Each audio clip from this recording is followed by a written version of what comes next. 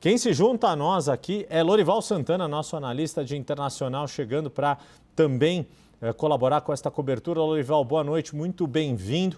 E que dia, né, e que precisamos do seu conhecimento. Você próprio, acompanhando as suas colunas do Estadão, já dava como muito provável que ocorreria este ataque de Israel e Estados Unidos contra o Irã, que Donald Trump já estava com a decisão tomada, era uma questão de tempo, e este tempo ocorre entre sexta e sábado, e agora todas as informações culminando para provavelmente a morte do líder espiritual, do líder da teocracia iraniana Ali Khamenei, ainda que, como você mesmo também tem apontado nas suas análises, nas suas colunas, isso não é suficiente para o grande objetivo que israelenses e americanos têm, que é a derrubada do regime dos ayatollahs. Lorival, boa noite, bem-vindo mais uma vez aqui à CNN.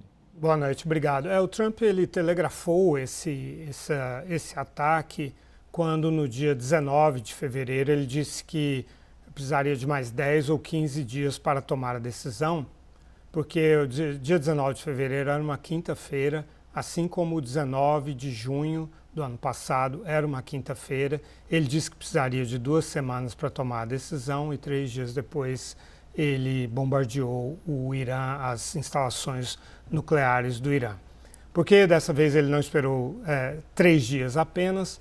As informações que a gente tem é de que os israelenses estavam ainda trabalhando a parte de inteligência e aparentemente na divisão social de trabalho, digamos assim, entre Israel e Estados Unidos, coube aos israelenses acertar, decapitar o regime, né? Então são os israelenses, portanto, que têm aparentemente as provas da morte de Ali Khamenei e também a morte de ao menos 7 autoridades importantíssimas, como o conselheiro de Segurança Nacional Ali Samkhani, que era um assessor direto do Ali Khamenei, o comandante da Guarda Revolucionária Islâmica, Mohammad Pakpour, o ministro da Defesa, Aziz Nazirzadeh, um dos líderes do sistema de inteligência iraniano e assim por diante.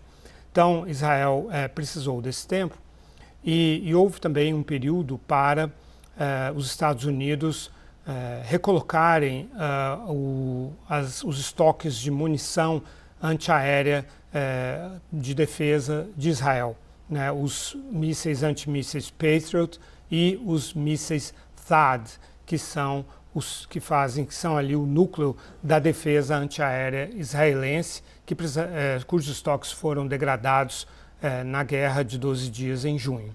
Então, uma vez terminada a reposição desse estoque, é claro que não é o estoque completo, os próprios Estados Unidos perderam muito estoque, estão fabricando essas armas, mas consideraram que tinham um nível de segurança suficiente para realizar esse ataque. Ele advertiu, naturalmente, os Estados Unidos advertiram os seus aliados das monarquias árabes para prepararem as suas defesas e realmente o Irã reagiu de forma muito robusta. Mas o que mantém o regime de pé como você próprio disse há pouco, é o corpo da Guarda Revolucionária Islâmica. E esse corpo, do ponto de vista militar e do ponto de vista da necessidade do regime de se defender do povo iraniano, porque essa é a principal função da Guarda Revolucionária, é proteger o regime do povo iraniano, esse sistema está intacto. Esse sistema de repressão, esse aparato de defesa interna está intacto. Então, nesse sentido, é óbvio que a decapitação e a morte de Ali Khamenei, se confirmada, é extremamente significativa, é um divisor de águas na história recente do Irã, tem um peso simbólico fortíssimo. Mas se você considerar também o simbolismo do martírio dentro da cultura xiita e dentro da cultura iraniana, a morte de Khamenei não significa o fim do regime, significa uma nova etapa em que o regime ingressa agora. Lorival, deixa eu aproveitar a sua presença e que estamos mostrando essas imagens ao vivo da reunião extraordinária do Conselho de Segurança da ONU, no momento em que está falando o representante da Rússia, o embaixador russo no Conselho de Segurança da ONU.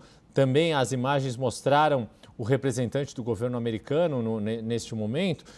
Queria que você também trouxesse uma avaliação deste momento, do contexto todo, do que já começou a ser discutido nesta reunião da ONU. Nós temos visto um momento de muito enfraquecimento do multilateralismo, da ONU e das regras, né, do direito internacional, e houve, inclusive, menção da parte do embaixador francês no momento que estávamos acompanhando a transmissão simultânea, de que o Irã deve respeitar a legislação internacional, de que é preciso proteger a vida de civis nesta contraofensiva iraniana, assim como nos ataques que ocorreram em Teherã. O que você já consegue extrair, se não de informações, porque estamos tudo acontecendo ao vivo, estamos falando aqui, mas pelo menos de expectativas do que pode sair ou do que não pode sair desta reunião extraordinária do Conselho de Segurança da ONU? Bem, esse ataque de hoje marca mais um aprofundamento na fratura da OTAN, da Aliança Transatlântica. Os 3 principais países da Europa, França, Reino Unido e Alemanha, não apoiaram essa operação americana contra o Irã. Não que eles apoiem o Irã, é óbvio que não apoiam, mas eles colocaram severas críticas a essa interrupção desse processo de negociação. Veja que os intermediários omanis, né, do Omã, que são isentos, é por isso que eles são os intermediários, disseram hoje que o processo de negociação rumo a um acordo nuclear com o Irã estava muito avançado e que resultados significativos poderiam ser alcançados em breve quando esse processo foi abortado pelos ataques de hoje.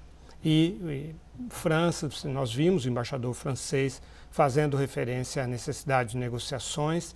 Então, será uma reunião, como todas as reuniões do Conselho de Segurança da ONU, inconclusiva, porque, claro, os Estados Unidos têm poder de veto no Conselho de Segurança e França e Reino Unido, que também têm poder de veto, não vão propor uma resolução contra os Estados Unidos, não chega a esse nível de exposição essa fratura, mas há um desconforto muito grande entre esses 2 principais aliados dos Estados Unidos e membros permanentes do Conselho de Segurança, França e Reino Unido, com a decisão unilateral do presidente Trump de atacar o Irã no meio de um processo de negociações. É muito claro que a motivação principal do presidente Trump não foi a defesa dos Estados Unidos e nem sequer a defesa de Israel ou de outros aliados. Pelo contrário, coloca em risco os aliados do Golfo Pérsico, as monarquias árabes, que são contra esse ataque, mas, por outro lado, é óbvio que é por causa do momento político vivido pelo presidente Trump, cuja popularidade está chegando, a taxa de aprovação chegando perto de 30%, o que é um recorde de baixa nesse momento, nesse período para um presidente em ano de eleição, né, que renova toda a Câmara e 1/3 do Senado. Então é óbvio nas análises dos próprios analistas americanos que essa foi a motivação principal. O Irã não representa uma ameaça para a segurança dos Estados Unidos e nem sequer para Israel. A própria agência de inteligência americana, militar americana, disse que depois dos ataques de junho, que o próprio Trump disse que obliteraram as instalações nucleares iranianas, aquele ataque retardou em vários anos o programa nuclear iraniano. Portanto, não foi uma guerra de necessidade, é uma guerra de escolha do presidente Trump. E isso vai repercutir, está repercutindo nessa reunião do Conselho de Segurança da ONU, Yuri. Lorival Santana, muito obrigado por enquanto. Já volto a conversar contigo.